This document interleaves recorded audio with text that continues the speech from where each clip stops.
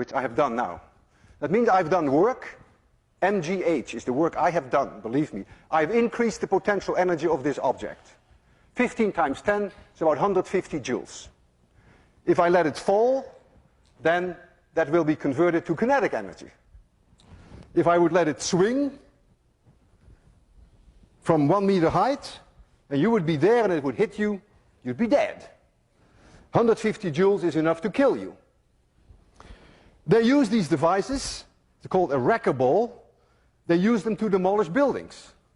You lift up a very heavy object, even heavier than this, and then you let it go, you swing it, thereby converting gravitational potential energy into kinetic energy, and that way you can demolish a building.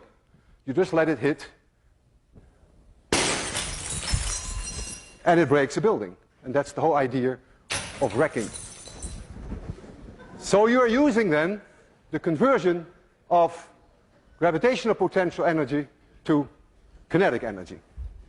Now, I am such a strong believer of the conservation of mechanical energy that I am willing to put my life on the line. If I release that bob from a certain height, then that bob can never come back to a point where the height is any larger. If I release it from this height and it swings, then when it reaches here it could not be higher. There is a conversion from gravitational potential energy to kinetic energy back to gravitational potential energy, and it will come to a stop here.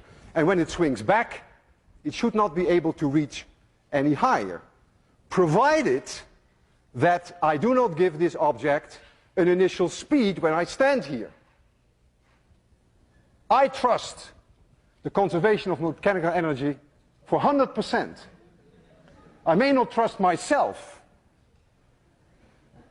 I'm going to release this object, and I hope I will be able to do it at 0 speed, so that when it comes back, it may touch my chin, but it may not crush my chin. I want you to be extremely quiet, because this is no joke. If I don't succeed in giving it 0 speed, then this will be my last lecture. I will close my eyes. I don't want to see this. So please be very quiet. I almost didn't sleep all night. 3, 2, 1, 0.